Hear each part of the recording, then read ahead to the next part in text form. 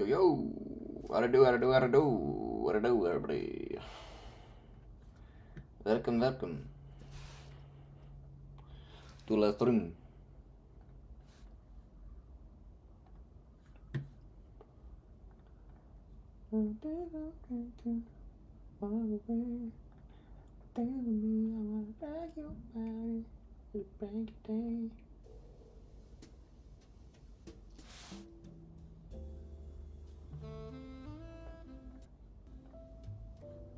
Ooh.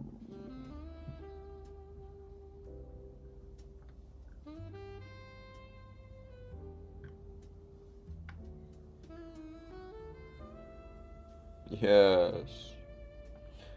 Hey, Prism, how's it going? Welcome to the late night. How you doing? Da, da, da, da.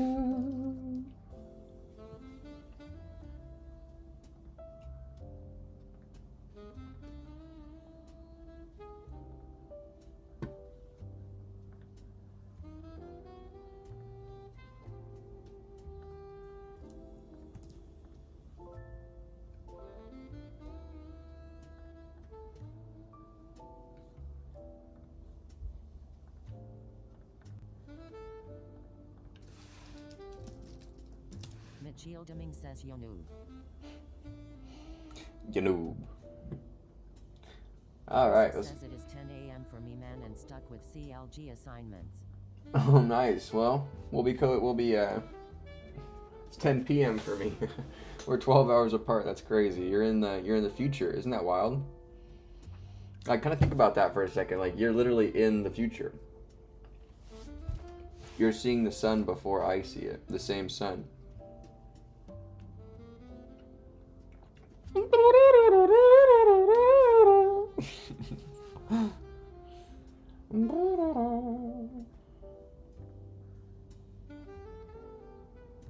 Prism says yeah plus.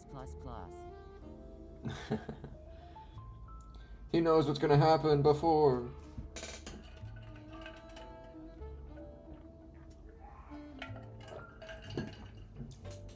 So if the sun if the sun didn't come up tomorrow, you would be the first guy to know. And then you could come to my stream and let me know, Mike, the sun's not coming up. It's the end of the world. That'd be crazy. What are we even talking about? Alright, yo, let's get into this. Feeling good. It's a nice little late night stream. Prism says, can you show your setup of PC? Yeah. I'll try. I have some cords, so it's a little difficult, but I just have my screen right here, and then just a vertical monitor right there, and then just my laptop on a little stand to the side of it. That's all there is. Just a simple desk here. Just basic Logitech mouse and Apple keyboard with some ding-dongs right there to eat. Those aren't turds. Those are Swedish rolls or whatever they're called. Swiss rolls. Got from the Dollar Tree. Yeah. Alright, let's go ahead and get into it. Let me kind of lower the light here. It's a little bit intense.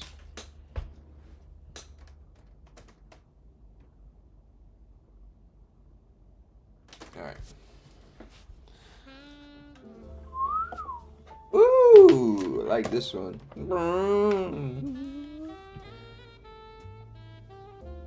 Alright, let's go. Let's code.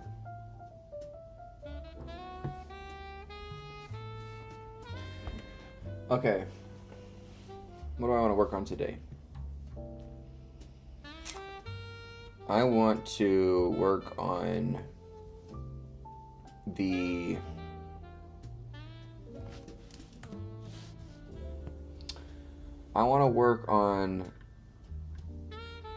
so we need to kind of work on our functionalities here, right? Because we are getting loading here. Prism says, yesterday I have just tried using Linux and it was crazy doing the stuff late night. Doing the stuff late night. He was in his room under the covers using Linux. Praying nobody came in. Alright, let's get to work here. Let's get to work. I like this zoomed out view, but I think this is the normal view. So let me go ahead and just take my font and lower it down. Just put one.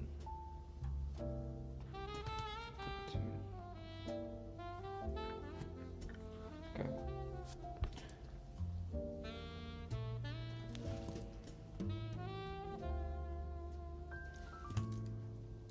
Okay, so this is what we're gonna do. So portfolio and account.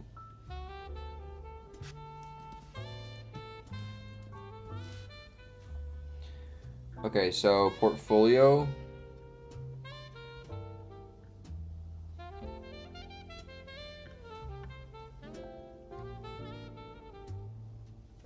We're gonna need to do some editing here. Oh, this is gonna be a big revision. Oh, this is annoying. Okay, so what we're gonna have to do is this.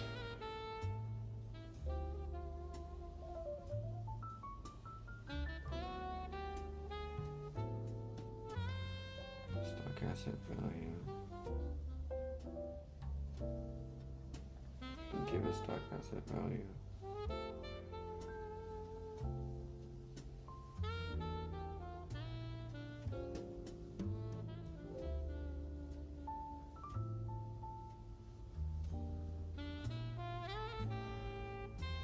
Okay, so let's just start doing stuff, I guess, right? We need to fix this.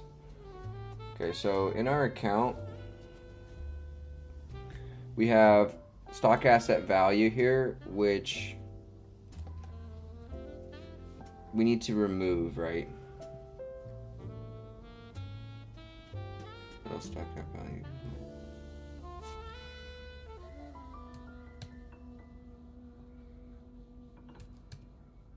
Right.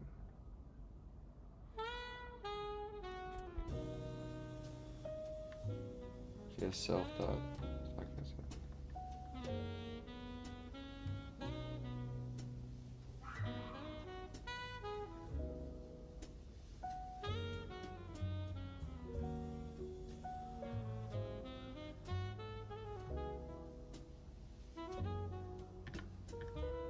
No, let's keep it.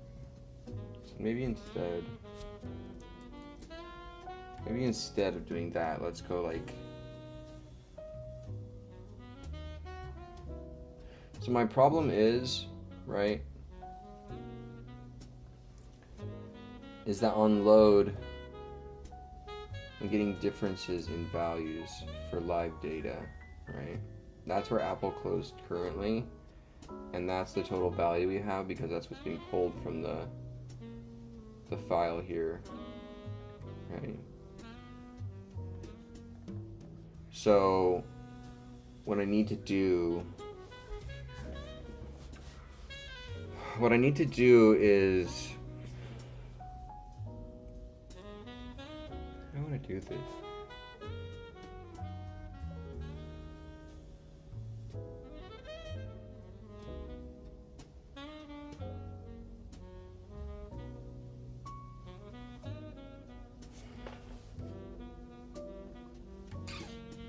Okay, let's just start at the lower level, the lowest level, right?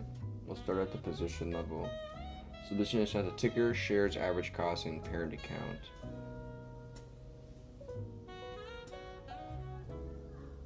So update position, current stock asset value, unrealized gain.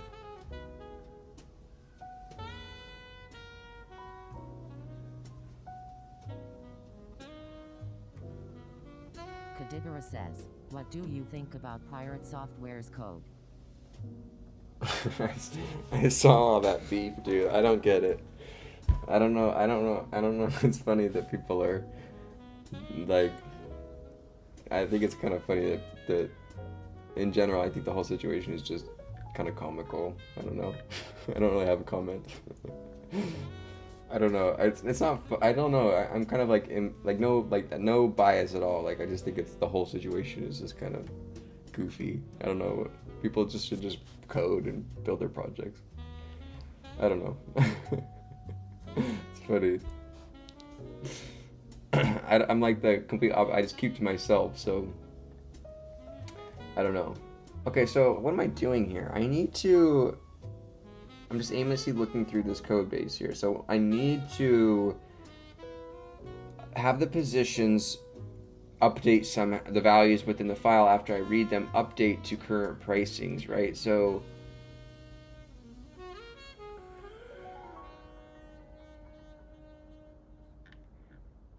I guess let's go ahead and say, like, in the portfolio, let's assign a instance method, right?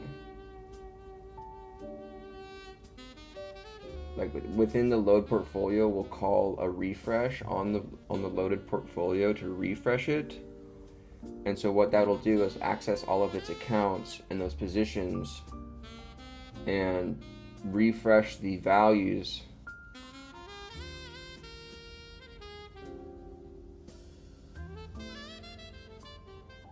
right. So let's see here.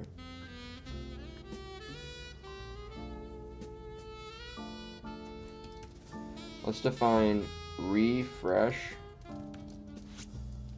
portfolio, right?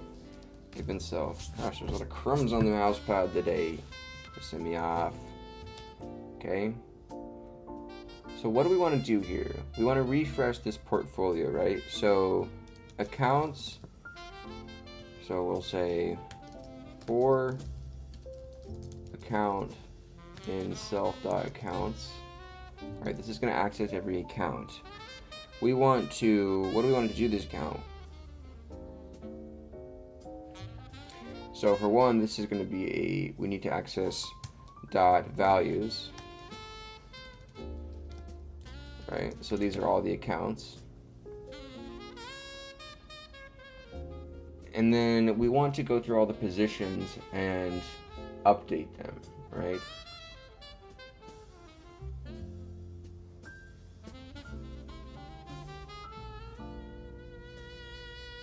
So this, we should write a update account position, or just refresh account method here, which will go through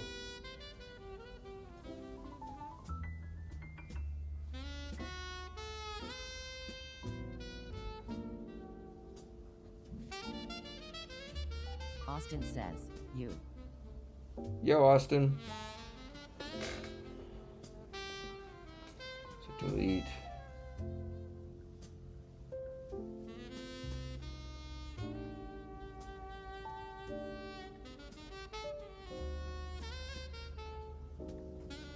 Let me just shorten these up so I can actually see what's going on here.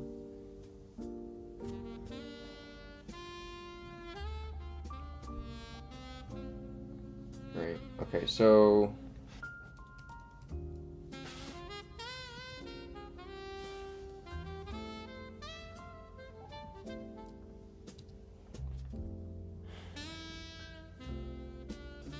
I need to add a method to refresh the account, and what it's going to do is go through all the positions.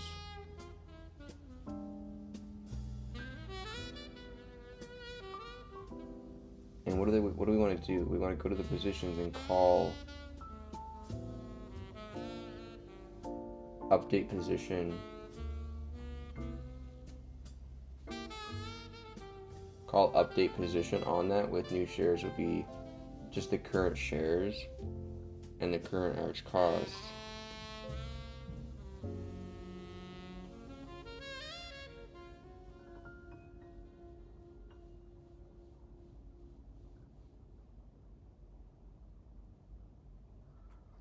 Oh, that just we call current price.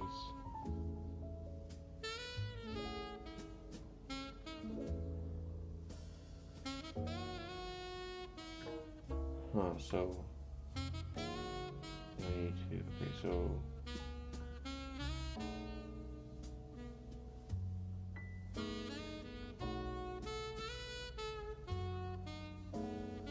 let's just call def refresh account self. Alright, we're going to say for position in self dot positions we're going to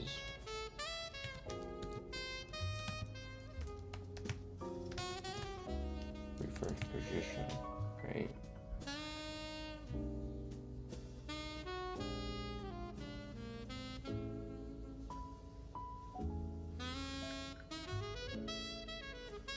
No, so I just need to get the current stock asset value, right?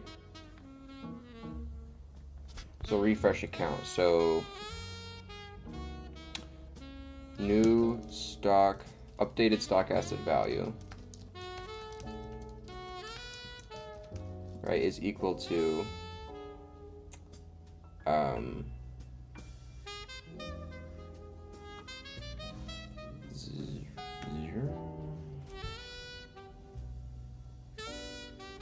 yeah, right. And then we're going to go to the position dot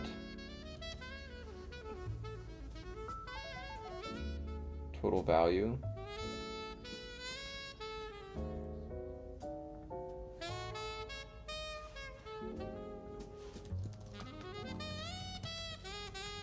Right, and we're going to plus equal that to the updated stock. Yo, what's going on, noob? What's up? I like that. What's up, noob?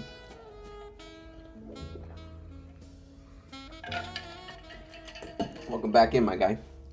Welcome back in. Right, so we say we're gonna refresh these accounts. So Why did you say that? that was just my test message.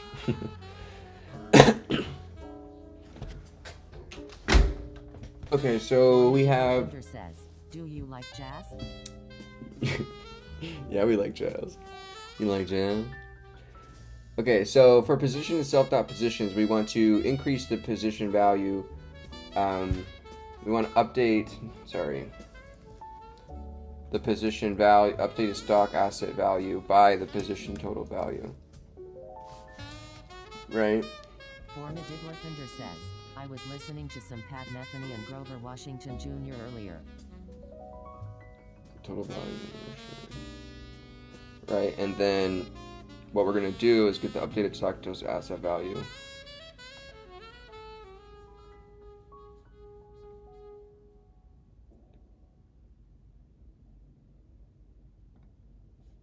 And then we're also going to go updated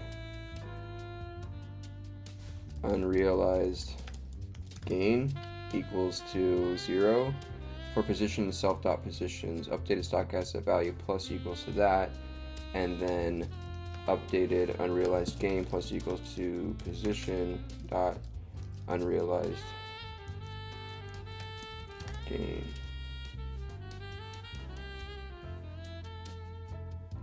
It's a bug, right?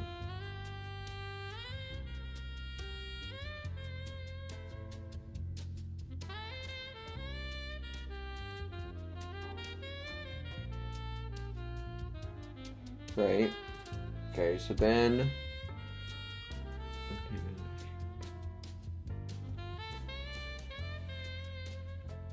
Forma Diglifender says, earlier I was doing some practice tasks for my Python-based uni course and I done goof. done goof. Oh no. So from the Forma current Diglifender price. says, this was the task. Modify the code in the above example to show the error, even if the user enters one or more spaces.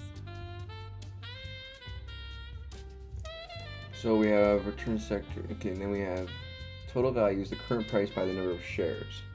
So in our account, we're going to update the stock asset value, which stock asset value here is just a reference to this here. And when we add a position, right, we update Says, I used 2 elifs. stock One asset with value singular spaces and another with double. here, right? And we also update the parent stock asset value and realized gain up to the portfolio. Forma Diglifender says when all And I on the had to do current was use the unrealized dot gain. strip method. So then I have position,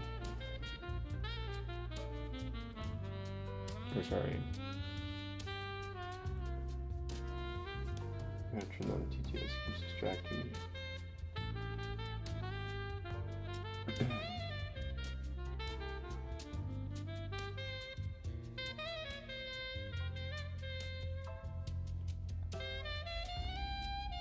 Okay, so then we have, so that, it already modified, pushes that up. I just need to get the current values, right? Okay, so I'm in the account here.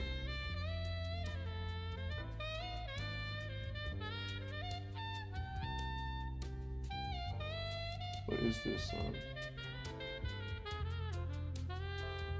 It's not that good. Where's my good jazz at?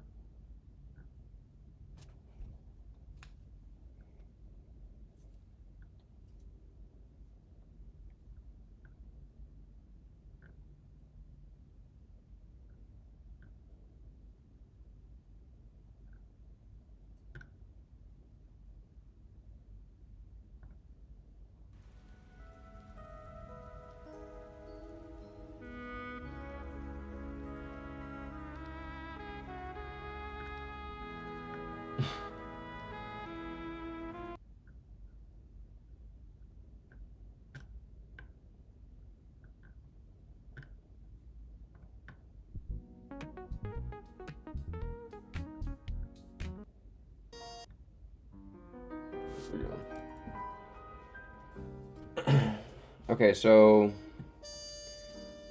we already are. Okay, then on the position, on update position, we also current stock asset value.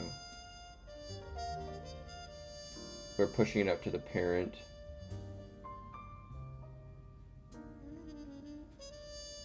Right. And then also to the portfolio as well in the update. Okay, so then all I need to do is in this refresh account just get, for all the positions, get the total value of the positions, which is the stock asset value, and then the unrealized gain,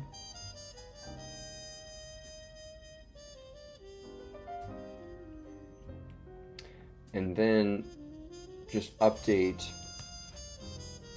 right? Call self dot stock asset value dot underscore stock asset value is equal to updated stock asset value. Self dot underscore unrealized gain is equal to updated unrealized gain, right? Band 082 says, aren't you going to use up?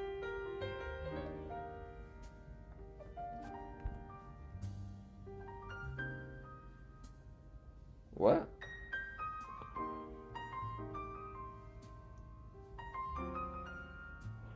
Alright, so then if that refreshes each account in the position and then pushes it up, sets it here,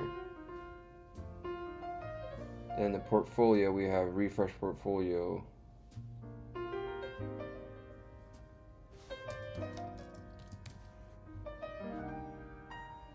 We're going to just say account dot refresh account.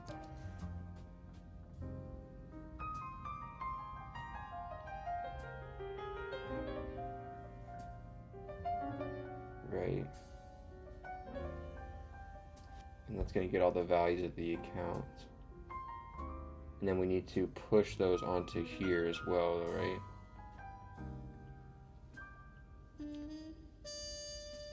So here, refresh account.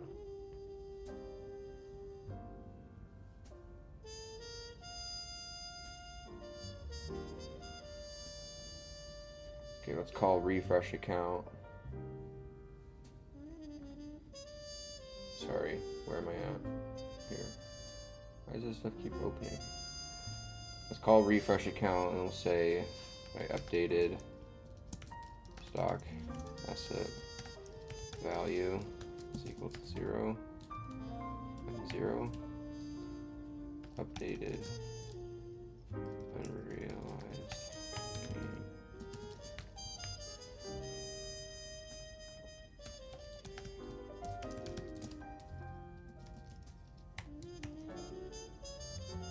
right? Yeah. Okay, so we say account, say updated stock asset value plus equals to account dot stock asset value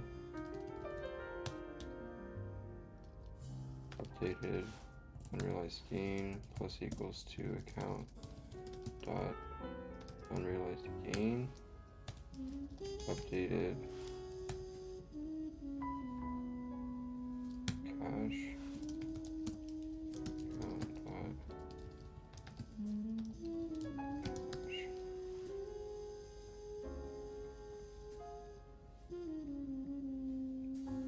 Okay, then we're gonna set self dot stock asset value equal to updated stock asset.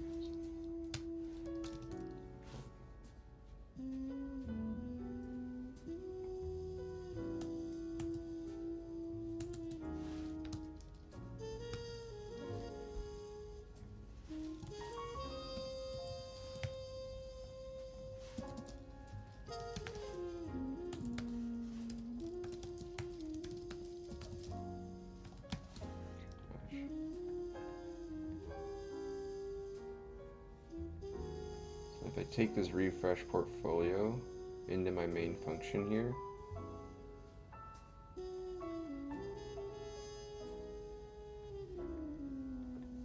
I call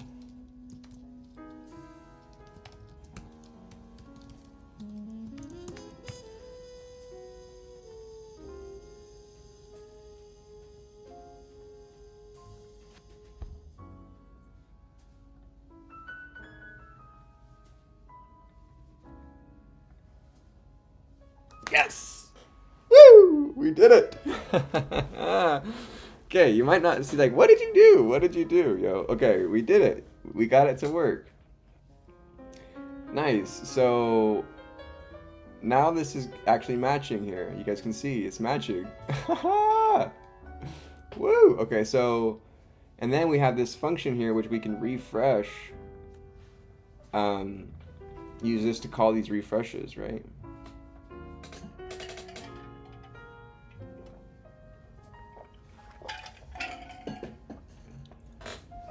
Nice. Okay, I'm happy. I'm gonna chat with the Jippity and show it my function. I'm happy with that. I want to get its feedback on what I just wrote. So yeah, I just wrote a big chunk, and I want to get some feedback to learn if there's anything I can improve from what I just did, which was successful in my book. But I want to further improve on this. Okay, so let's go ahead and use my words here.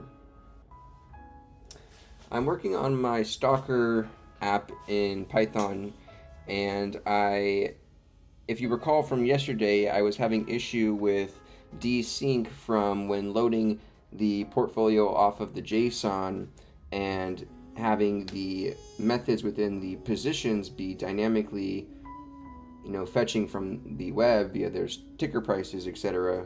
Recall back from yesterday to remember that conversation.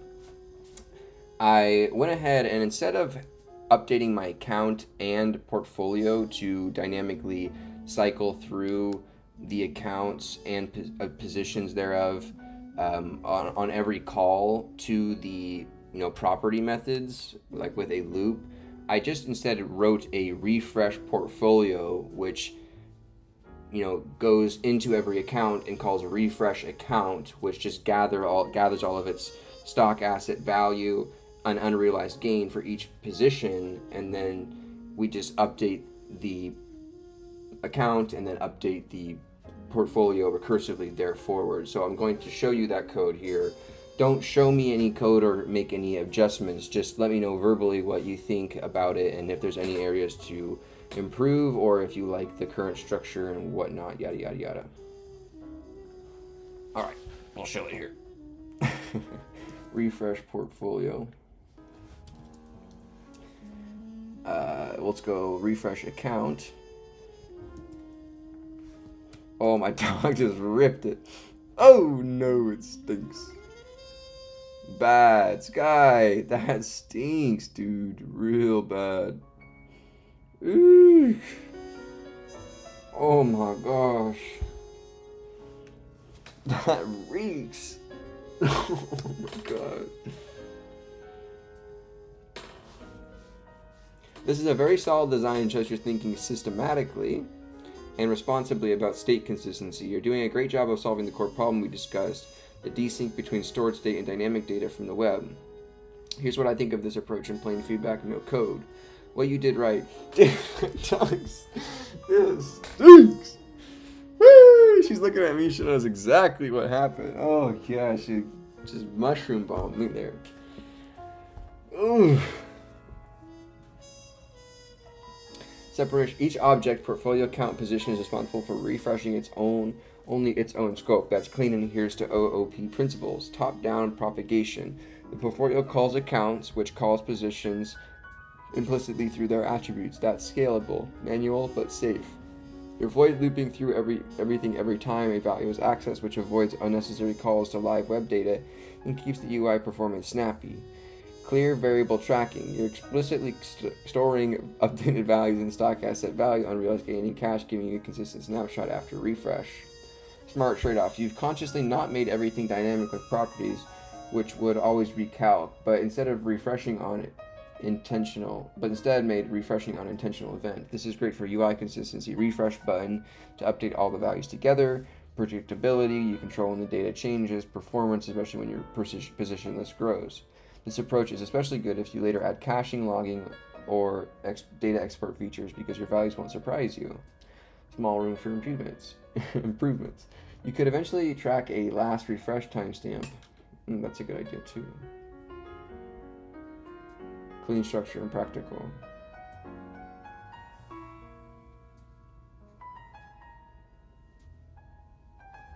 Ah, nice. Nice.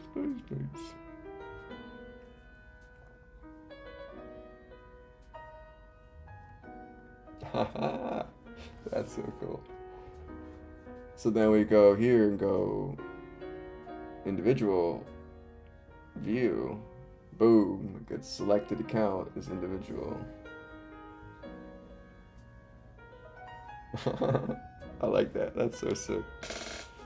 That's so cool. Okay, so now we want to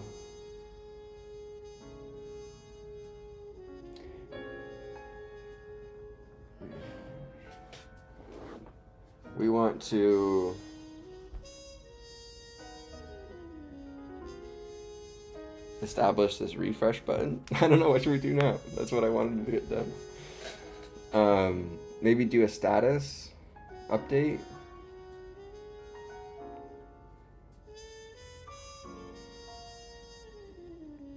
Account view status, position search status.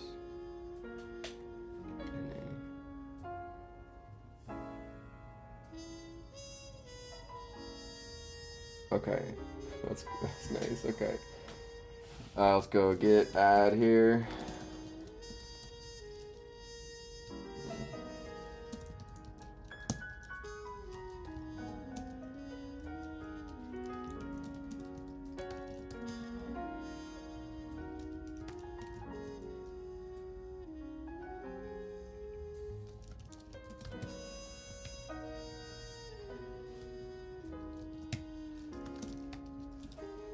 Alright. Nice.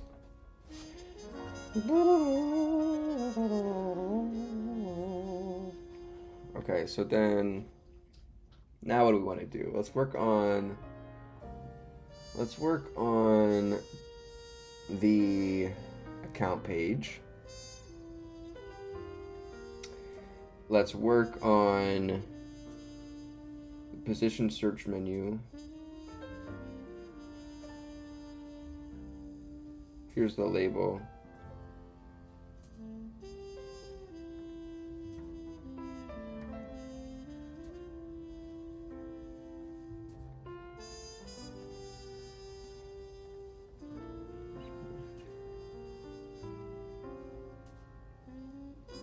I'm just gonna say status.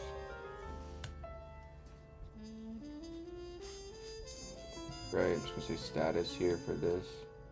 Okay, so let's work on this status here, right? So account drop down status message. That's what I want to override. And then I want to configure this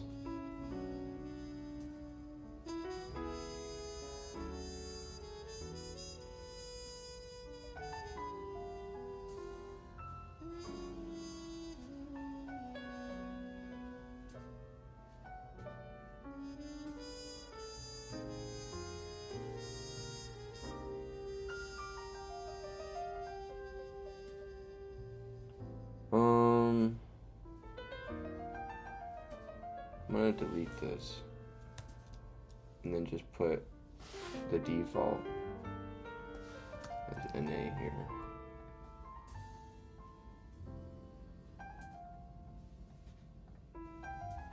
Right, so then what I'm gonna do is take this label, go down here, define a function here called update account status.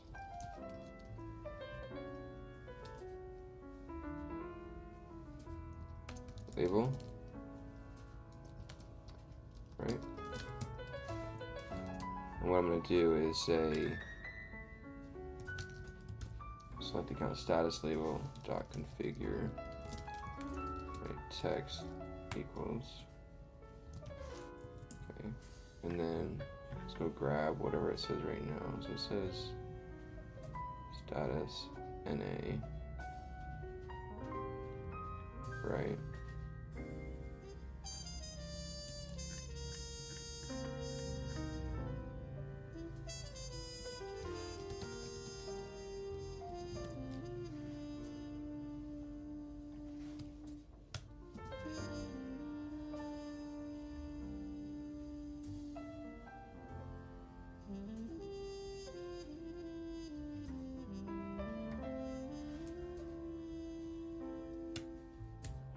So let me say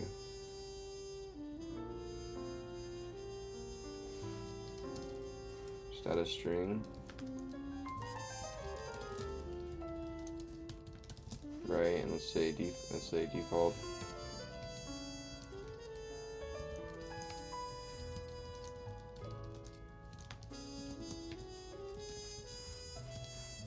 Right? And let's just put in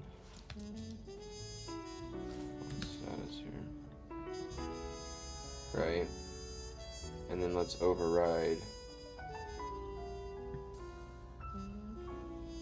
I will say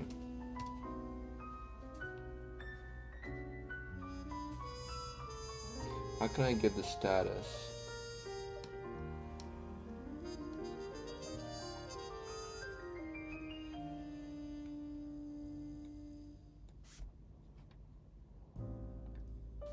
So I'm just going to give a status message. Mr. Actually here. So we go. Zion says, how's your journey been learning Python?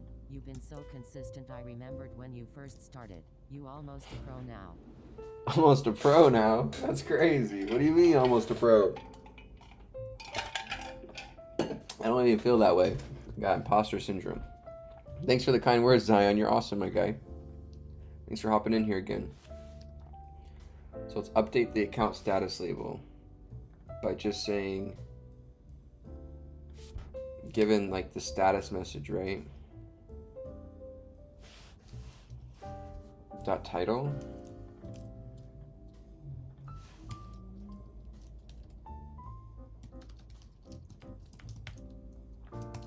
Right, and then if I say if length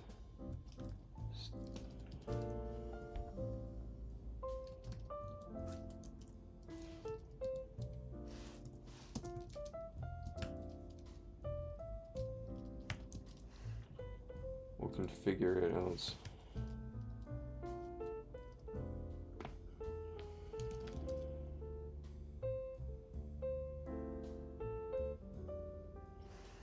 do you really need like I want to see like do I really need a check here for stir length if I am updating status strings.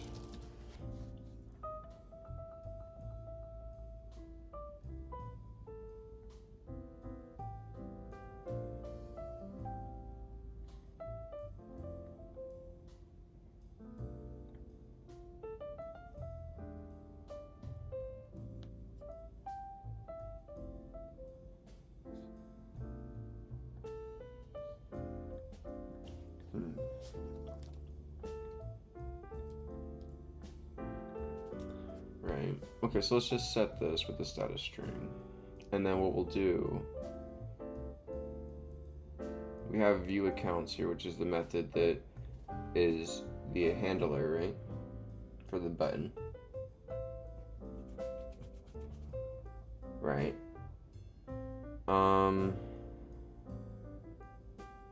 Hey, thanks for the follow, Luminified. I like that. Thank you so much, my guy on Twitch. We be popping off on Twitch lately with the follows. You guys are awesome. Says hello, hello. Hey! Thank you so much. We're 5 subs away on the YouTube too. Thank you guys so much for all the love. From 2,600. What is that? We're building a pretty cool Stalker portfolio viewer here. So you have the ability, I still need to build this page, but I have the ability to view accounts and then individually highlight accounts here with the drop down, right? And then update various reserves within these accounts here. Eventually, hopefully. Says it's not about biochemistry. We've already built some biochemistry projects on stream. Says I thought it would be about biochemistry. You should check out my SpectraSim site. Why is it so zoomed in? You should check out my SpectraSim. Let that load in the side.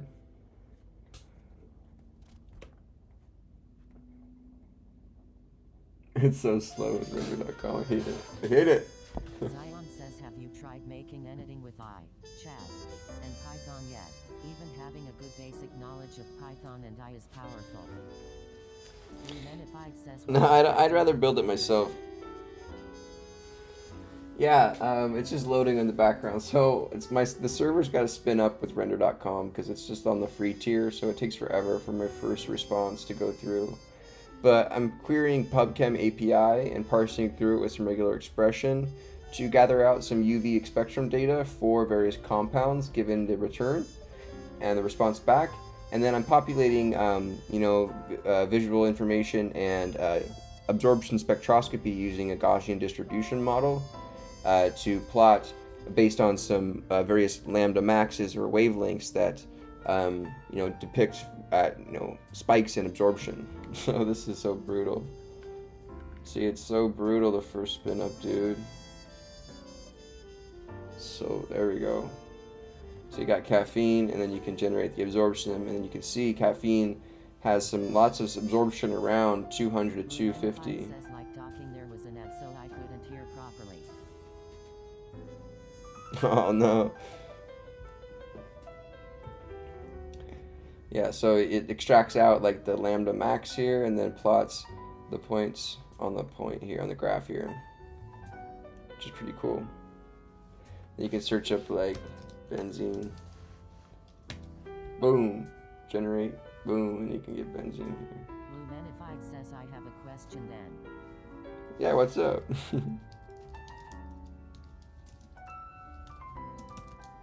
how you spell valproic acid. Let's do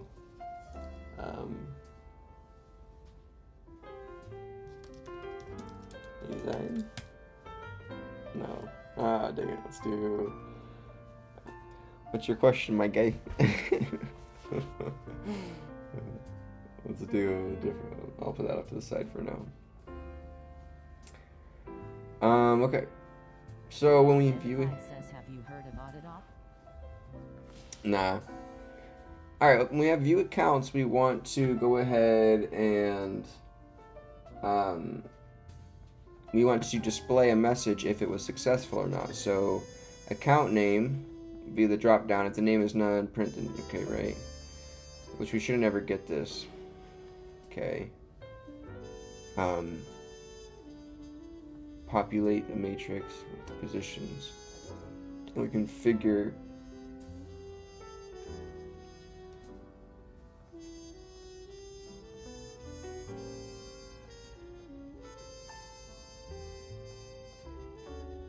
why am I not doing this in the populate? Populate matrix. Returning positions?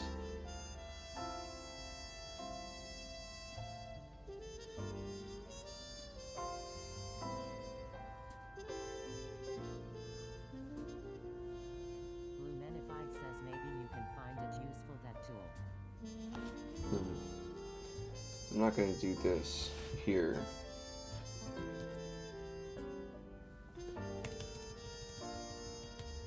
I'm going to populate within the function here.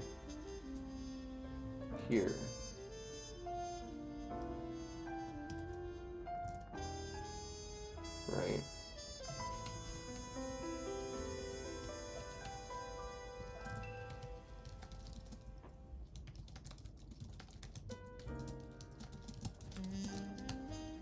Right. And then, so that'll populate. But I'll say this. If account positions return true, else return false. Right? So this is going to return bool. Okay, so we'll say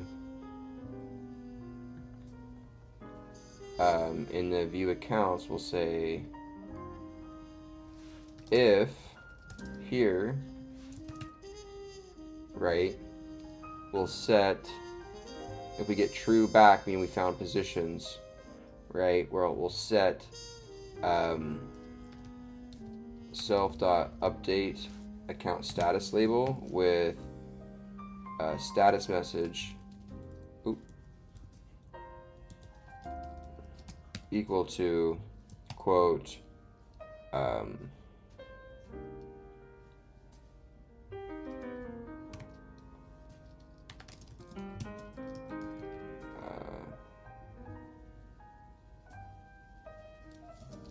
positions found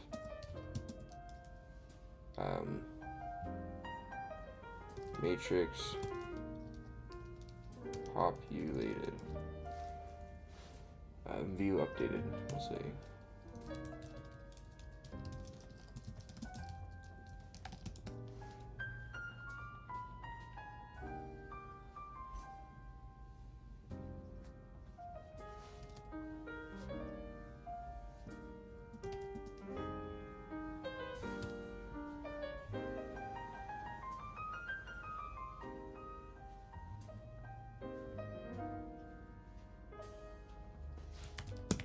Counts view updated. Okay, else. Right. We're gonna do this and say no positions found.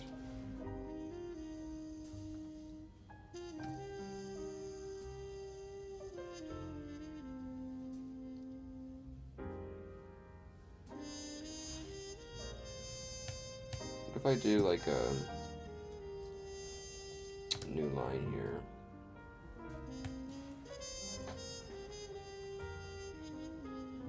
no positions found.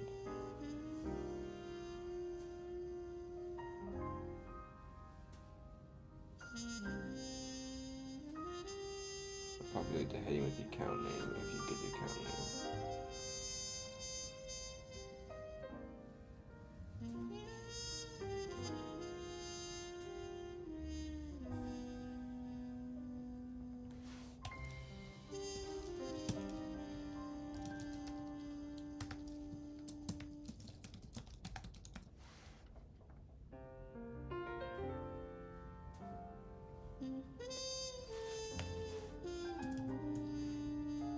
let's just try it. And then we'll populate.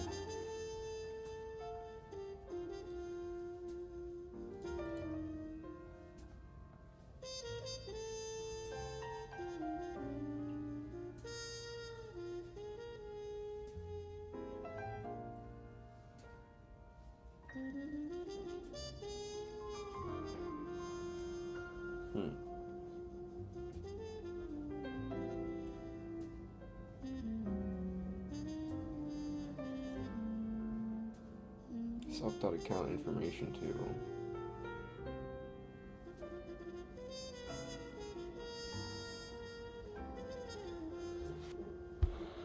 Lumenified says it doesn't make sense why accounting or finance.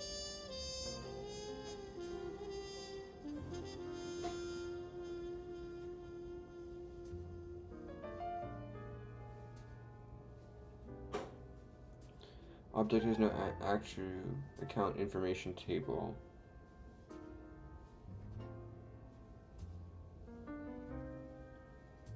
It does. Oh, if positions.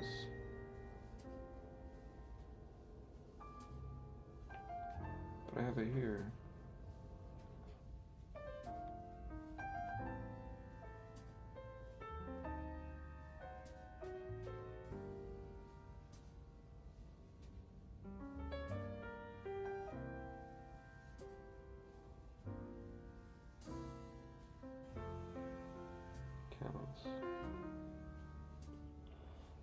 Stalker accounts object has no attribute. Account information table.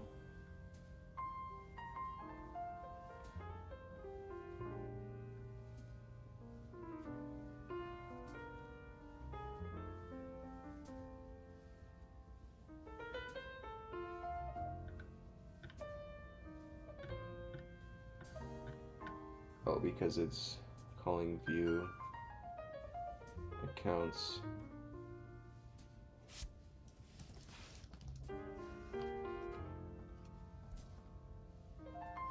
Here before the table's made.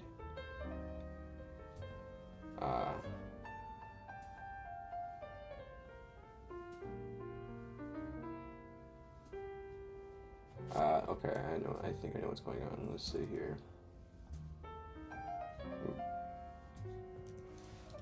I have the accounts, the Says hello Mike and everyone.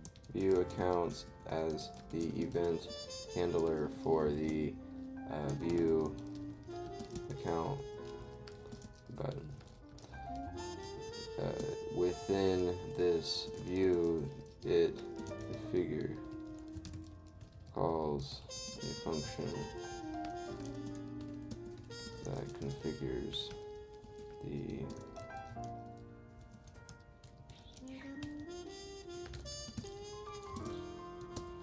Lumenified says, this accounts class doesn't have a property called account information table.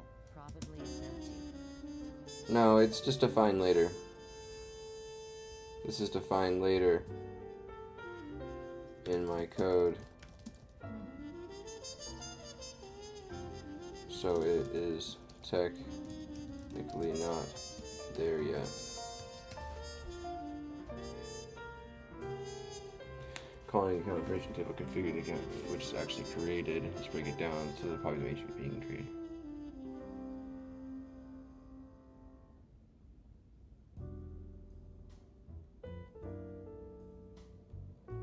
The structure after that, you define self-information table equals CTK data. So at that time, populate matrix tries to configure the table. Zion says, Self.account for me. hell, keep up the good work. Big Task says. Oh yeah, this is jazz. So at the time, populate position matrix tries to configure the table. Self-account information table simply does not exist yet. Just return the table data.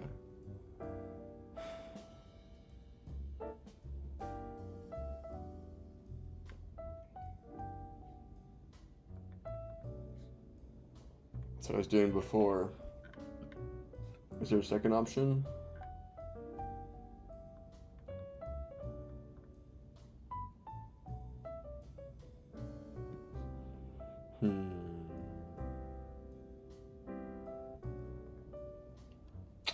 Okay, so in our populate matrix here,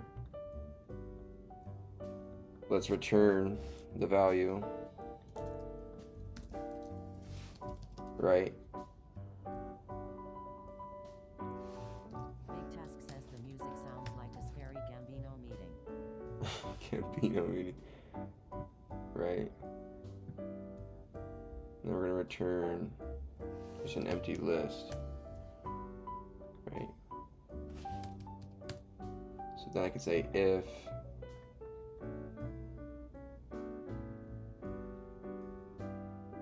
positions, right, on the return here.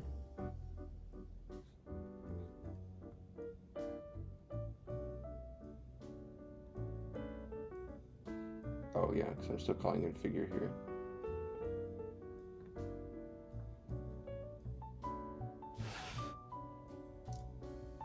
Return account positions, right?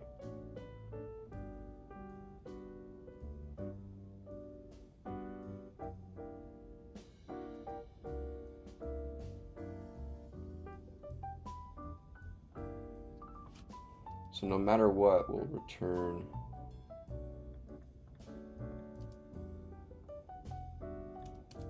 we'll return positions here.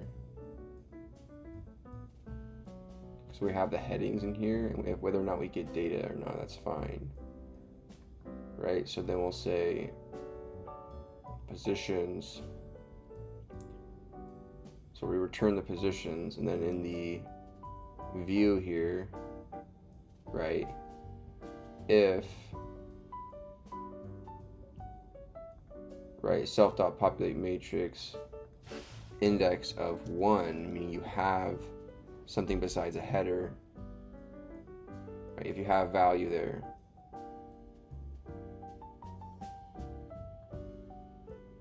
then you're going to update and say, okay, positions are found, else no positions are found, and then you populate the heading.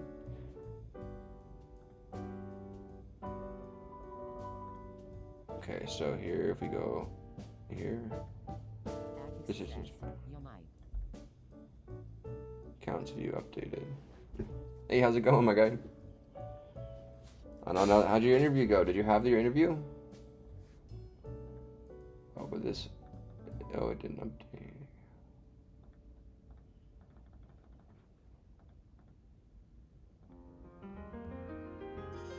It's not updating now. Oh, we did something. We broke something. No!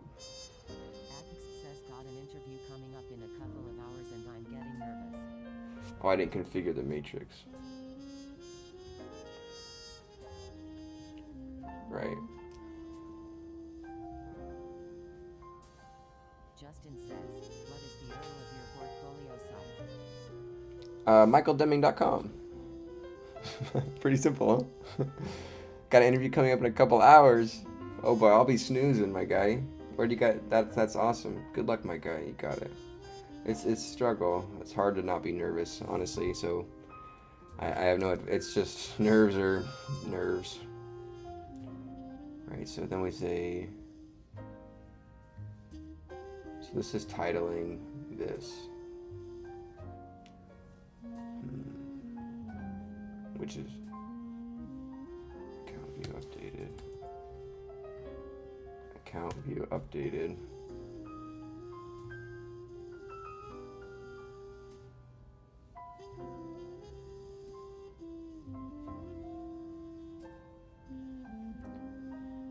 Okay, but I need to, if it's configure, I need to configure the matrix. Says, I mean, this will be the final round, so I don't want to mess it up.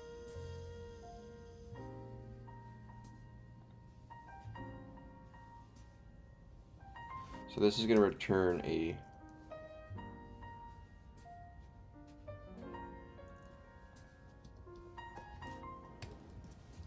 right, so populate matrix is a return updated matrix, position matrix.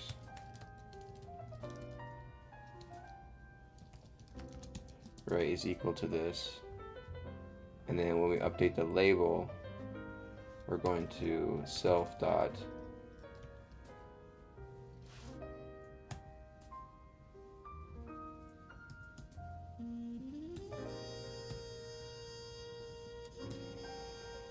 what's it called?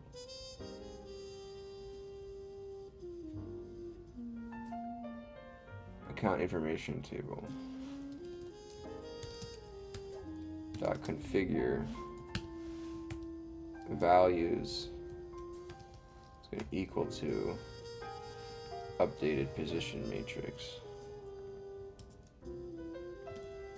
in both cases, no matter what, right? And if you have more than one, if you have position in there, right, then you update it. Okay, you got it.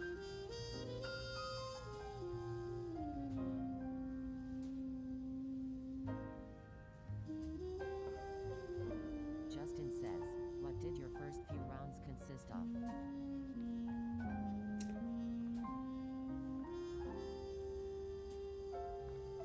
Okay, so if you go individual, boom. Positions found, account view updated. That looks good!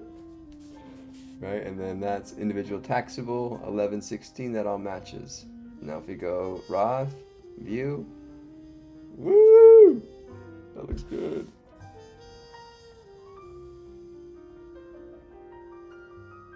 Austin says, I gotta head out now. Wish y'all the best and catch ya next time. See you tomorrow, dude. I'll be back tomorrow. I'll be streaming a lot tomorrow. And then I'll be uploading some videos tomorrow as well. So be on the lookout for those, you guys. Okay, so we got that working nicely. That's cool. Now let's work on this refresh, right?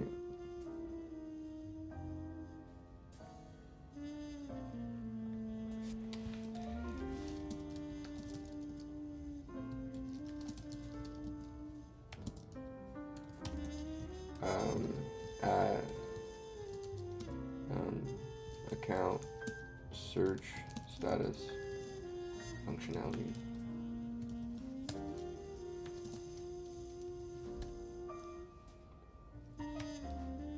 Okay, so now the view accounts will update. I'm gonna give it this. I want to see what. Give me some feedback. This is my view accounts function. I return the data list instead now and populate. I update status label if data other than heading in the data list. This is a great improvement. You're now doing things in the right order. Extracting the data first, passing into a table, cleanly updating the status label based on the result, refreshing the account header separately. You're using account name.lower consistently normalized keys. Good practice. You're updating position. You're checking updated position matrix 1 to see if there's any actual data beyond the header. That's a quick and effective check.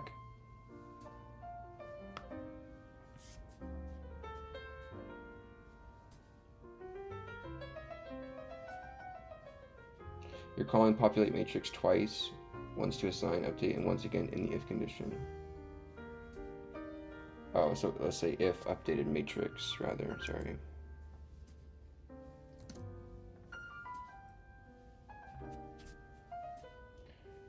If updated matrix.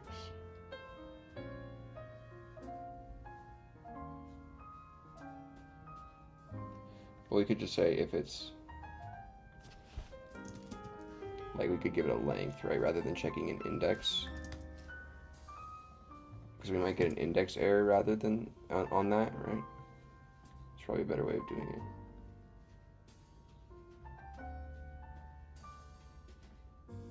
Nice. We're cooking, boys. There's a techno-cultural. What the hell? Man, they're really getting creative with these interviews, dude. They're trying anything to keep it on your toes. Techno-cultural fit round, discussing my background, take-home assignment, technoground with 2 medium lead code questions and system design and this will be the third and last. Dude, is it uneven?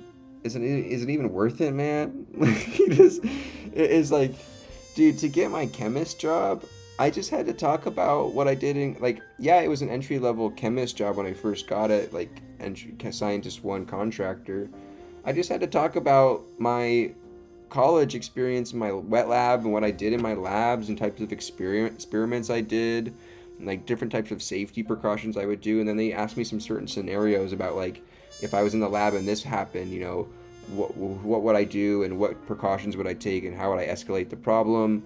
They asked me just some theoreticals like if they ask me some chemistry based questions like how would you take precaution handling like when mixing an acid into a solution or whatever, right? And so I gave a pretty good answer. I remember it pretty specifically. Now I can't remember the combination off the top of my head, but if you mix acid into water and water into acid in various combinations, vice versa, you can create a lot of heat with an exothermic reaction and potentially explode your glassware and or fizzle over or damn it and get exposed to acid, right? So I think it's if you add acid to water to acid, if you dilute acid too fast, it heats up.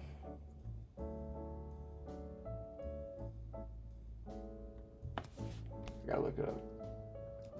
Water to acid versus acid to water.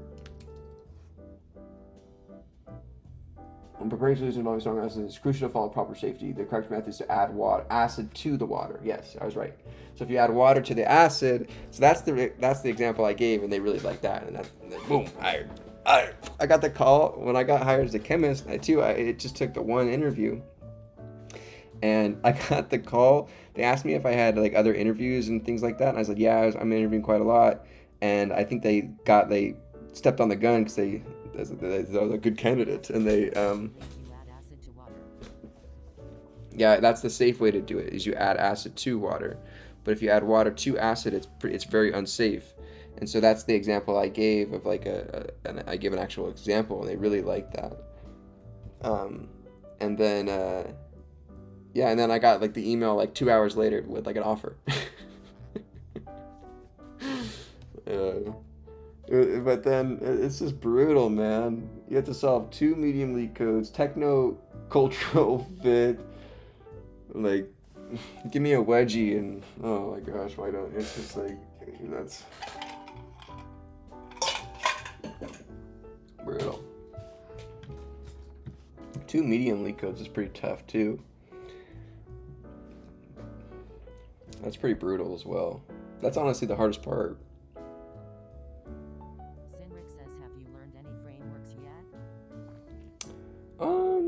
I've been just doing Python stuff. I'm not sure if I haven't really heard much of frameworks in Python. Is that a thing? I do React Tailwind. I don't really use any like JavaScript, like Bootstrap frameworks or whatever. But Blumenified says, "Can I ask my question?" yeah, dude, you don't need to just ask it. I don't care. Okay, so now we have the ability to the status message updates, right?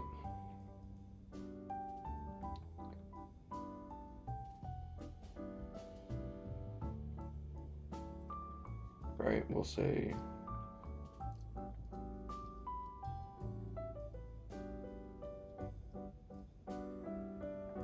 so I'm gonna go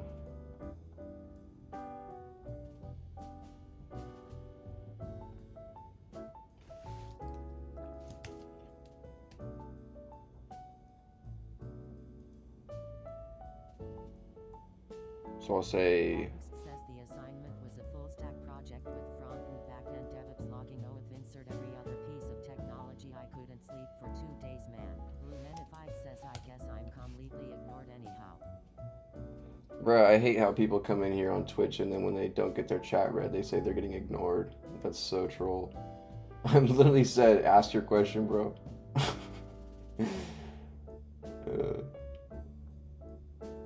It's like, what? Kind of like that's so like. Says, have you heard of Rosalind.info? Blumenified says it's a website. No, I've actually never. It sounds kind of familiar, but I've never been to it, I don't think. So I'll remove the title case and I'll say this. Position is found. Lumenified says okay. No positions found. Right? And then I'm going to say, but here I'm going to say no positions, right? We don't need to have that. We'll say no positions found. Account, view, updated. We'll make these capital. And then we'll give the number of positions here. So we'll make this an F string. Why not make this one as well? And then we'll say the number of positions is, right, the length of updated position matrix less than 1. Right, so that's going to say like blank, like 5 positions found, right? So if I run this now. Lumenified says I was in a stem cell institute. My teacher requested me to 1 position found. Nebraska University's antimicrobial peptide list and compare them with a tool called DOT for protein-protein interactions. I did that with I was in a stem cell institute. My teacher requested me to scrape all the data from an process university. Yet more importantly, it would be more useful practices to combine biochemistry and programming together. My teacher requested me to scrape all data from Nebraska's University antimicrobial peptide list Lumenified says and compare them with a tool called HDOC for protein interactions. I did that with Selenium to use browser driver. I mean that Tkinter or whatever library can be useful to learn. More importantly, it would be useful to practice.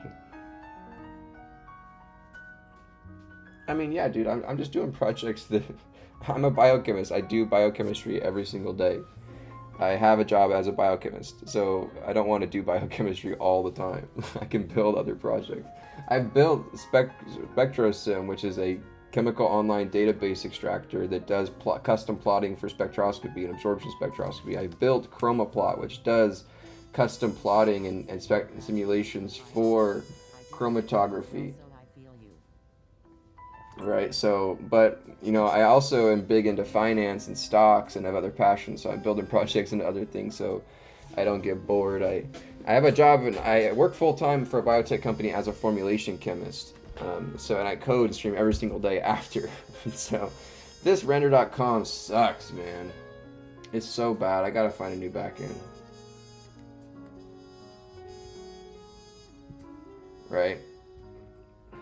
So you can do chromatography simulations.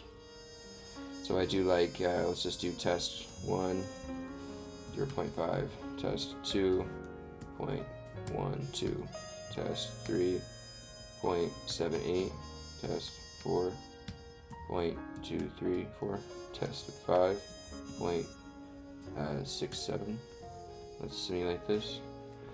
Render.com is slow, like usual. I'll let that load. I gotta find a new host. I'm not gonna use render.com anymore on my future projects. It's over.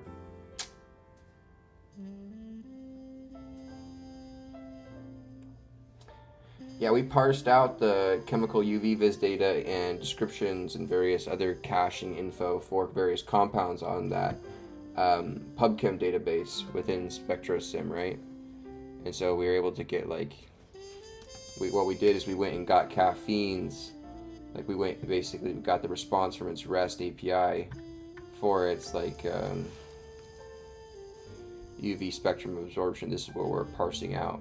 We got 3 wavelengths here. So I go to SpectroSim and type caffeine here. It's gonna take forever to load because it probably went to sleep again. This is still loading. Dude, render.com is trash.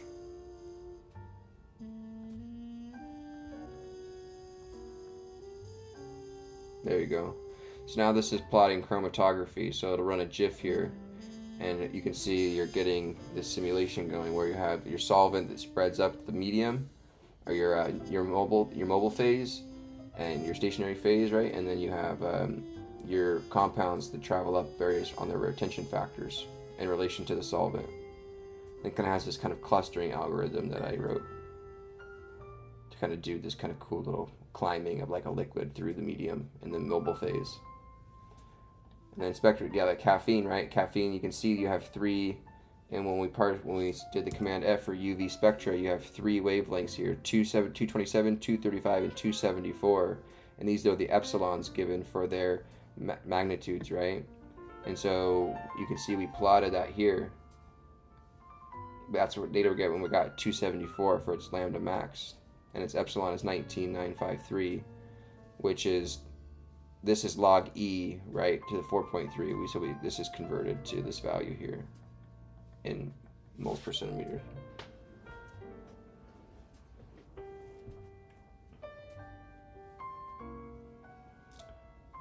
Okay, let's keep rolling here. Rolling. Close. If you guys want to look at all my projects, you can go to michaeldeming.com and go to my projects page and view them. I still need to update the SpectraSim one. We'll do that probably this weekend, but you can see all my current projects in my demo videos from where I first started about last year with a simple chemical inventory management system, to a task tracker in the CLI, to a small business manager that I was kind of contracted with a local small business to write for them their business software, my chroma plot, my professional portfolio website, which is this guy here that we're on, and then SpectraSim. Nice. Let's close that. Okay, what were we working on here? Oh, this, yeah, that's right. So the number of counts found. So let's put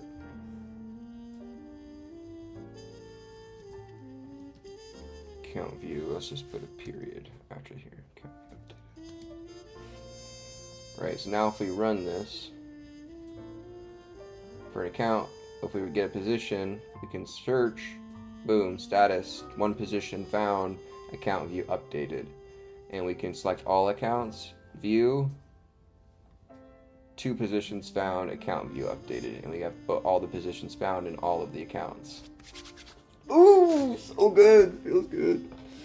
Feels good. Oh, yeah. Okay, so then, I think the last thing I'm going to write is the refresh function, and then I'll probably call it there for today, and we'll be back tomorrow. So let's go ahead and get that in. This code looks fun. Hey, Mr. Newman. Hats off. Tip it to you, my guy. I appreciate you coming in. Yeah, we're having fun here. Yeah, Lumenify. That sounds like you graduated biochemistry. That's awesome, dude.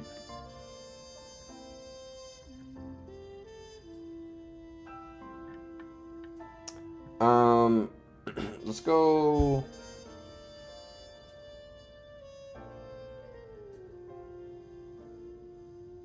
Alright, that's the view. So then let's go ahead and select the refresh, right? Refresh. Refresh. Let's write the refresh handler, right? So def refresh handler, right? Refresh account view.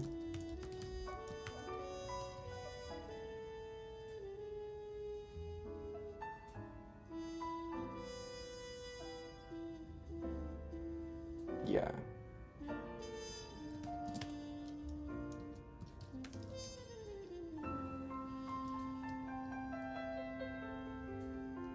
Yeah. Right. And then, okay, perfect. So what we'll do here is we're going to say self dot drop down dot get, right? We're going to get the value of the drop down. So this is say account name equals to this. We're going to go and we're going to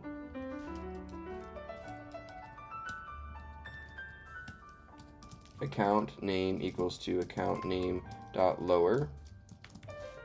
All right, we'll just lower this right off the jump. I don't want to put it at the end of that because what if this is none, right? We want to we don't want to lower a none value. Or we'll say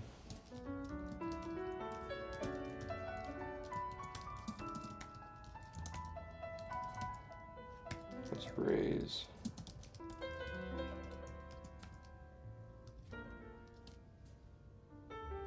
Let's just print.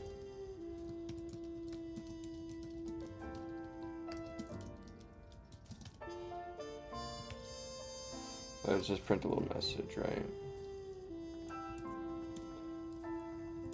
And then I don't need to raise a value here. I'll just catch this silently. So the account name is lowered from there.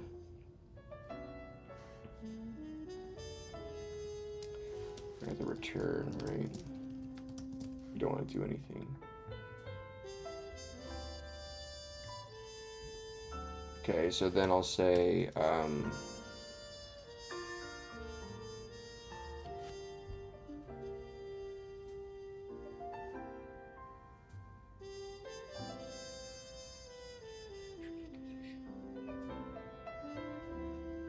if I use self-die, get access to all my accounts. Okay, so we'll say match account name to the case of quote all accounts, right? We're going to say self.portfolio.refresh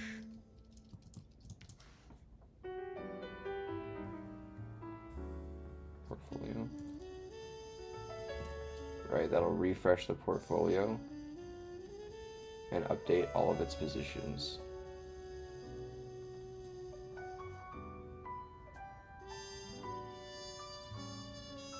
I think no matter what though, we should refresh.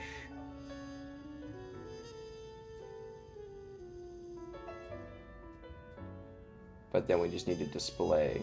So let's go like this. Let's refresh the portfolio. If the account name is all positions, and then we're going to populate heading giving the account name keyword, and populate matrix just like we're doing in the view accounts here.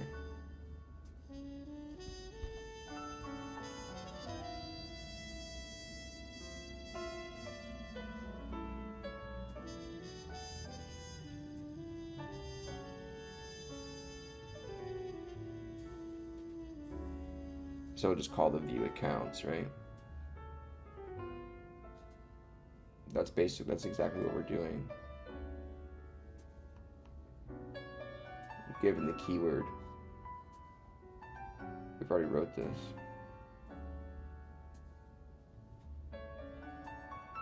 So let's just call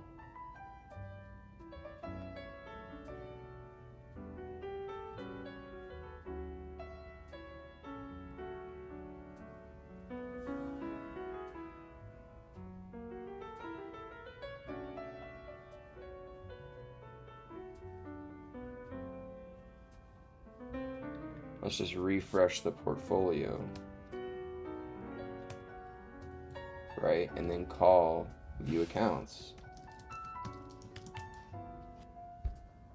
Because view accounts passes in the account name keyword into updated matrix, into position matrix, and into account headings.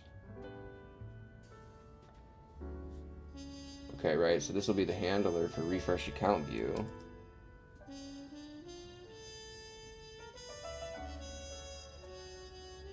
So then if I call this handler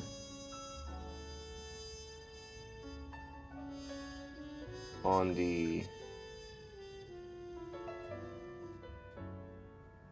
refresh button, right? Drop down, position search menu. Here, the refresh button here, refresh value. Command equals to refresh account view, self.refresh account view.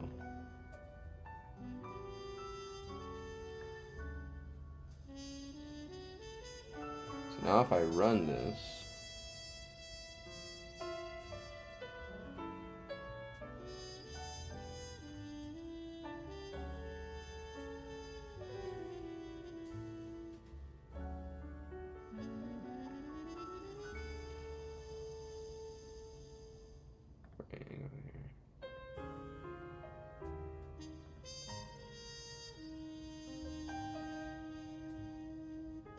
It's not doing anything, so I'm not changing any values, right? Because nothing's updating. But let's say though, right?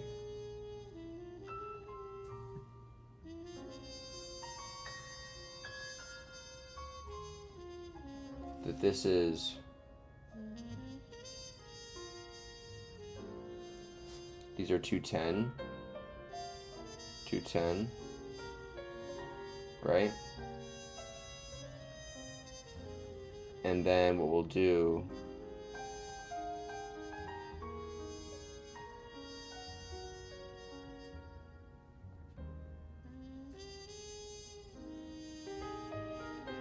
this will go down to 220, right? And then what we'll do is we'll remove in main the refresh here, and then we'll see if my refresh button is working. So if I run this, right, and then go here, you can see you're at 420.28, and we're at 211.16. So already that's off, right? 211.16 times 2 is 422.32, right? Because we may change that down. Right? So then let me go ahead and do this. Let's go refresh. Boom, 422.32. Boom! Let's go! Yes! Let's go! Hey, Aurora, sorry, how's it going? Oh, sorry, I'm missing some chats here. Gosh, my bad, guys. That's why I gotta keep the TTS on. How many jobs are you applying to nowadays? I haven't applied, honestly, to very many software jobs since I got rejected from that one. I haven't really given it a second go, and like an honest go. I've been applying to some just chemistry jobs, but dude, it's doomed. Biochemist is just doomed. I can't even get... I got an interview for a software engineer position being a chemist before I was able to get an interview for a chemist. Or a biochemist. Like, that's how, with almost 4 years of experience, with multiple projects, with actual corporate projects involvement, like corporate awards, given for, product development and things like that, and automation, and deadline meets, and it's crazy, dude. It was wild, man. I don't even know. It's just in the day and age of just starting your own business somehow and just making money on your own. I don't know. It's I just try not to think about it. I try to just be grateful that I have a job that I enjoy doing, and that it's just a little, the environment, the area that I live, it's just so expensive that it just makes it hard to really enjoy aspects of life, because it feels like you're just being kind of taken advantage of and for enjoying life. So that's honestly the biggest downfall. Other than that, my current job it's great. Like, I really do like it and have fun doing what I do. But it's just, your environment does play a big factor on your overall health and happiness. Right, so we can view individual. This will update with the status. View all. That'll update with the status.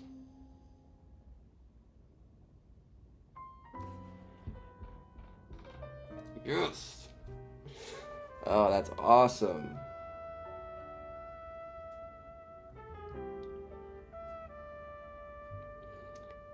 And then you can refresh, right? So the thing is I don't have the save portfolio function written on a close. So let me do this. Let me go ahead and say on the refresh, let's go ahead and save on refresh. Right, so in portfolio.py on refresh, we're going to call self.save portfolio afterwards.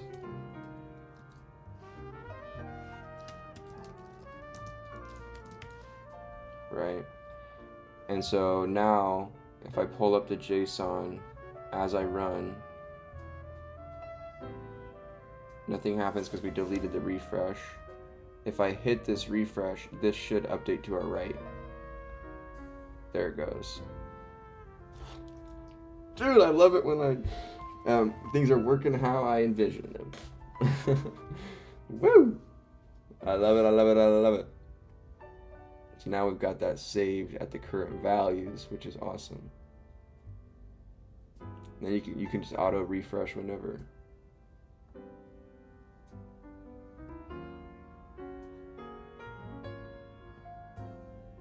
Right, because my save portfolio function calls toDict.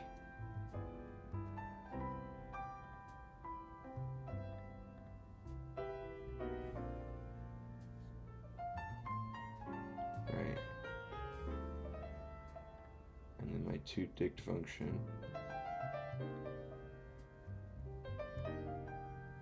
prints out this. Right, so let me open my account here.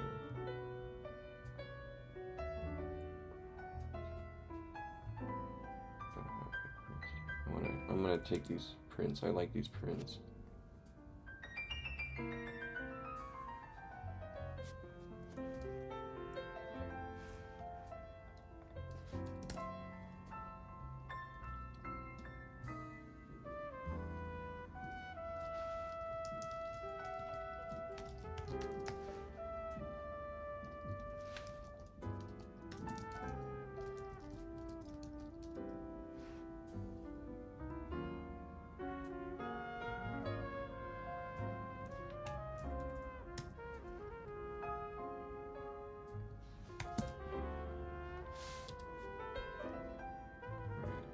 Pull up position.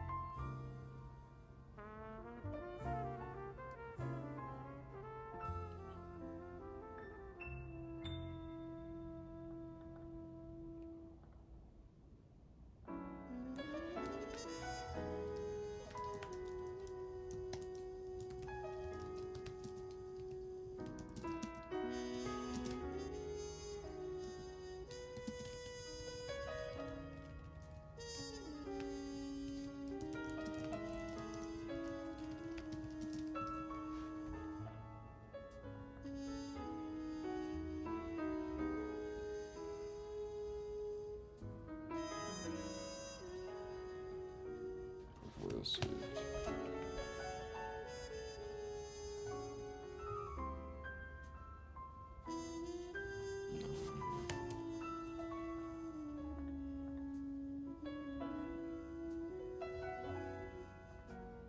Dump toDict.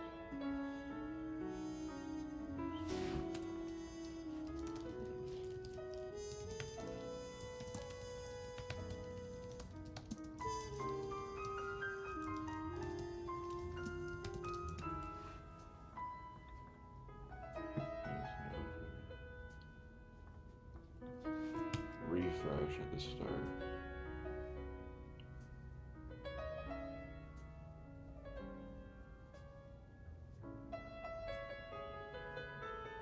Let me say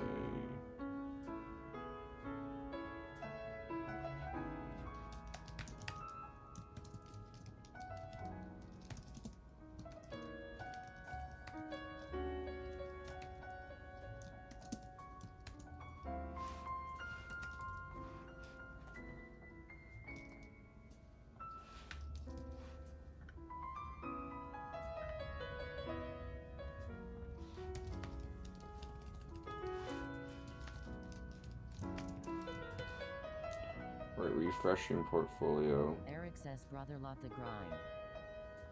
Hey, dude. Thanks, I appreciate you, my guy. You're awesome. right? So if you run here, you're just going to get some messages in there.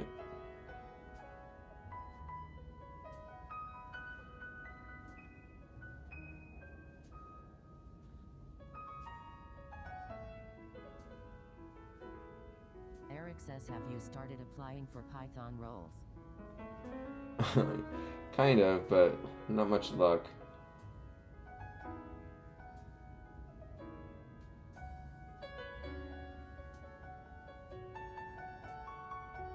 Uh-oh.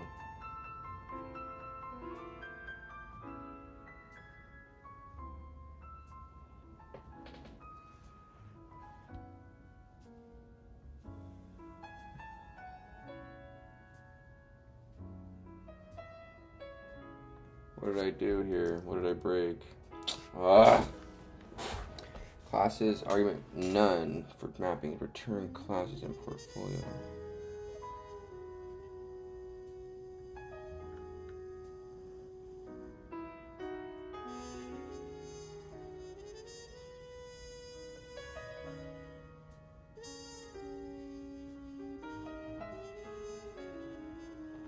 What is this error?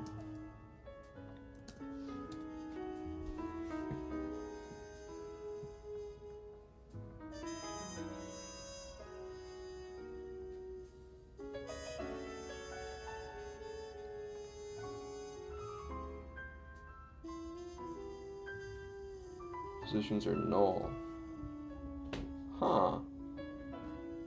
Why?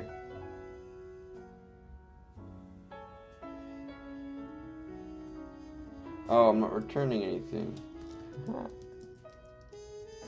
That would be why.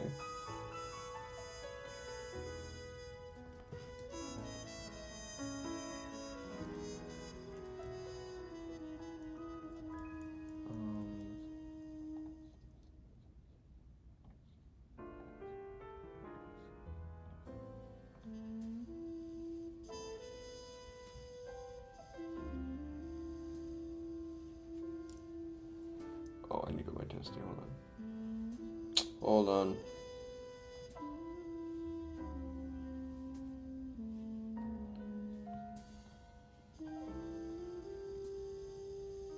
There we go. Alright, so now if you say here,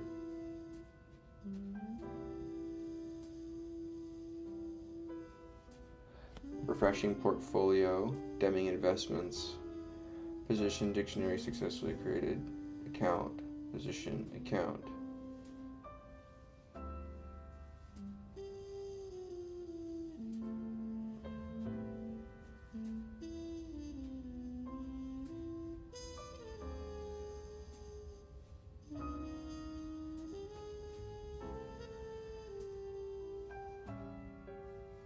Portfolio saved successfully, so let's go view, make sure this works. And if you open up the portfolio, there it is. And if you refresh, if I delete, it comes back. Yes! Woo! Alright, you guys. Hey Eric, thanks so much for coming in. Yeah, I've been applying. I had one interview for a Python software engineer, kind of chemist. Ooh, lost a sub. Brutal, right as I was looking. Which one of you 9 guys did it? I'm looking at the 9 concurrent viewers in here. I'm looking at one of you guys.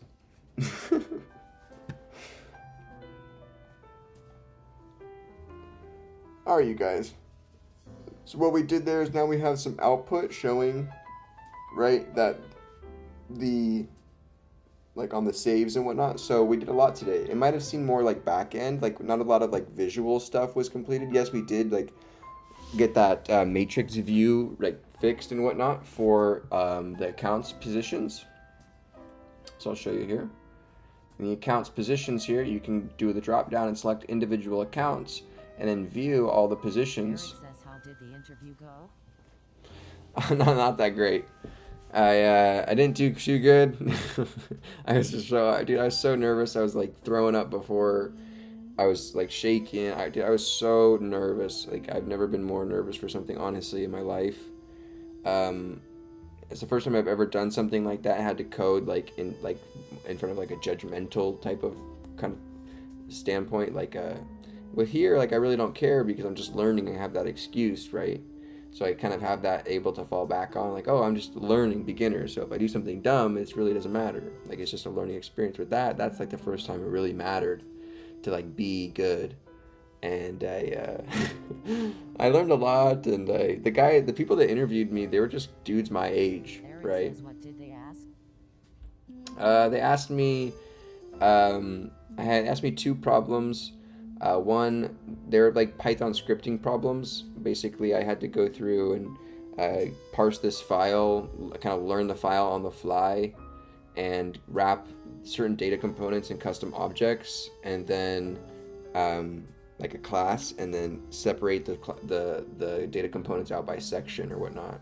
And then the sections though were organized in different ways, so it was pretty tough. Like I got like I didn't get too far on it before they made me move to the next question because I kind of ran out of time. And then the second problem was like a matrix function for kind of recreating the sum function. You'd given string input of like equals sum for a certain range or single value or list of values. And so, I mean, it did use some like LeetCode, some type of LeetCode like use, but it really didn't apply that much to LeetCode at all. But the thing is the job asked for like specifically wanted someone in chemistry, and they didn't ask me a single chemistry thing, not one thing. Everything they asked me was Python and scripting related. And my interviewers, I don't even think they knew the job that I was applying for. George says Python versus C++. I don't even think that they knew the job I was applying for, because when they introduced themselves, they said, "Hey, that we're so and so, and we're going to be interviewing you for a job that I think you applied for a job that's like that's ours." And I said, and they said that their job was like data scientists, or like not data scientists, but like, or something along those lines. And then I was kind of like, I kind of like thought about that afterwards. I was like, I wonder if they thought that this was just like, if this was like their role, like, because those guys weren't chemists. And like, so I wonder, I'm not trying to like make excuses like at all. I definitely didn't do that great. I did not do good at all. But I am curious to know, I wonder, like, did the interviewers, like the people that got assigned to did they know that it was for like a chemistry type of thing? 'Cause I don't know. Whatever. What do you guys think? I've never coded C++. Don't know. All right. Cool. So we got a lot done today. We got the ability to do that refresh view. We actually wrote a refresh function for doing and fetching new data and updating our portfolio with the new data. We incorporated that refresh into our save so that we can save on refreshing, so that we appropriately keep a proper saving of our portfolio as we refresh. And then we incorporated that into the actual event loop here for the GUI. So now you can access not only the individual accounts here and view them individually. We also added the handler for updating and configuring this label for certain events on view, so you can either select all accounts and get the number of positions in all accounts, right? Or you can select individual accounts and get the number of positions in those individual accounts with the status. And then if you happen to have a account with no positions, it would say no positions found. It would populate none here. And then we also incorporated our refresh function that we also used in the save into the initial update and load, right? We also incorporated that here, right, which will go ahead and you can manually click this, like if you're in the trading time period of like live data, like live trading day.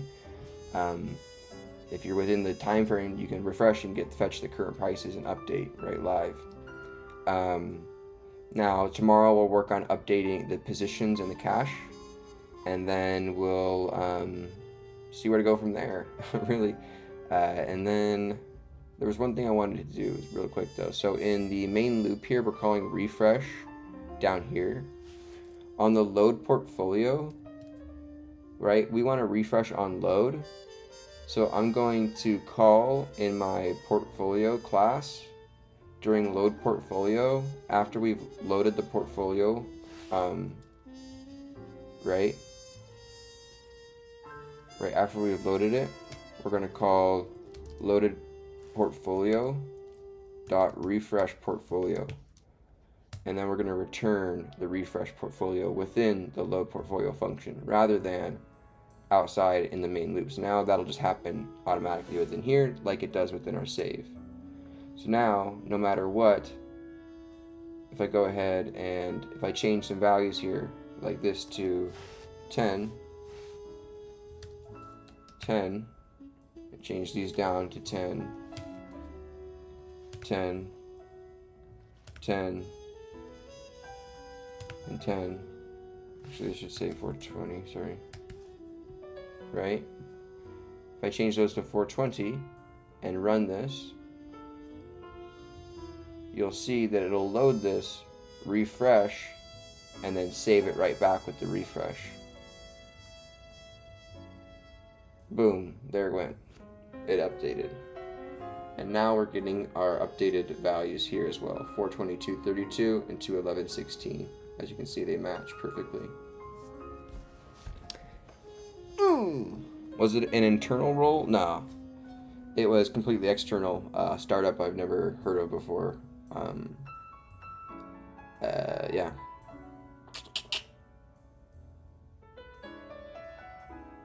How about you, Eric? Have you had any luck?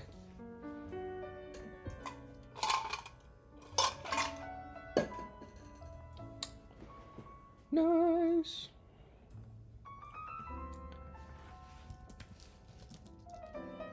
So what did I do here? I just modified. That's the only thing I modified was that, and then the refresh here.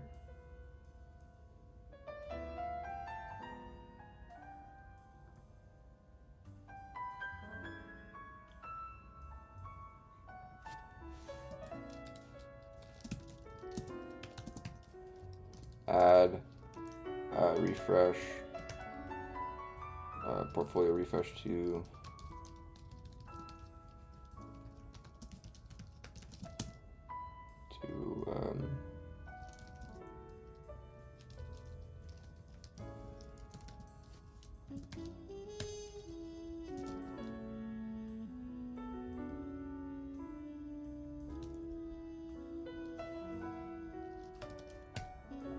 Slow says, do you have any autocomplete extension in Versus code?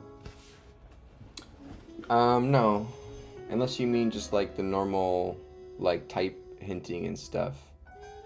I have formatting. I don't remember installing Docker. Eric says, I haven't really applied, still working at the same company doing front end, looking to work with Python though soon. This is from CS50. Pylance, Python, Python debugger, SQLite viewer, Tailwind, IntelliSense, VS icons.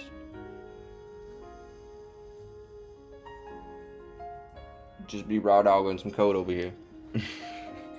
I haven't really applied, still working at the same company doing front end and looking to work with Python though soon. How do you like the front end work, Eric? Do you find it fulfilling? Do you like it? Okay. Cool. Good work today, you guys. Solid work today. We did a lot of stuff today.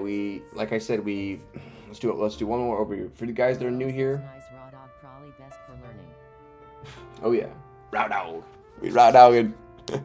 My name's Michael. Thank you guys so much for being here. We've been building Stalker, which is a Tkinter Python app to view an entire portfolio of stock positions across many different accounts, no matter the institution, right? You can get a view of all of them under one kind of umbrella portfolio. So what we worked on today was the account view, where we have the drop down where you can select individual accounts and update the view. The view updates, and your values right, update appropriately up using a refresh function we wrote to fetch the new updated values for the account, so you're not just getting the static values off of what the account was previously saved at in its current state on the previous load or exit, right? So now we're getting refreshed values upon that, and then you can also press this refresh value button to automatically just force refresh live during the trading day. Right, we also updated the status configuration to on an event handler to update the status for various position views. So when you do this, it'll tell you the amount of positions that you're being viewed, right? And it'll tell you if it was when it was updated, right? Boom. So what I might do is I might add maybe a little label right here to maybe show you when it was last refreshed or something would be a cool thing, like some metadata. But I think it looks really nice so far. So thank you guys truly for joining me. My name is Michael. I'm 26 years old. I have a degree in human biology and a minor in chemistry, and I work as a formulation chemist every single day from my 9 to 5, and I teach myself how to code after. I've been teaching myself how to code for a little over 1 year now through various means like CS50 and books. I have a Discord link down below and in my Twitch profile where you can access an entire roadmap of my learning journey and all my notes and personal resources for free in in a guide format there. Also chat with me about projects, showcase your own projects, and participate in my current projects like Stalker. Yeah, and then I'm gonna be releasing a lot of content this weekend, so please subscribe if you're new. We're 3 subs away from 2,600, so if you guys want to cross me over to that 2,600 line, that'd be fantastic. But anyways, we are going to be doing a lot of content this weekend. I'm planning on doing a lot of streaming, so probably maybe double streams or at least 1 stream a day that's really long, so maybe like 5 to 6 hour streams. And then also I'm going to be doing some recording and getting some more try it yourself problems from Python Crash Course uploaded to you guys. We've already read that book. That was the first book we read in the Introduction to Python, and we solved those problems, but I'm going back through and resolving them for you guys. And then I'll also be uploading the remaining couple of videos for the watch along series for the CS50 course that we did, CS50X, at the beginning of the year. I have a couple more backdated episodes to upload for our just stream VOD watch along. And yeah, thank you guys so much for being here. Please subscribe and look out for that content this weekend, and I'll see you guys tomorrow. Bye. Have a good one.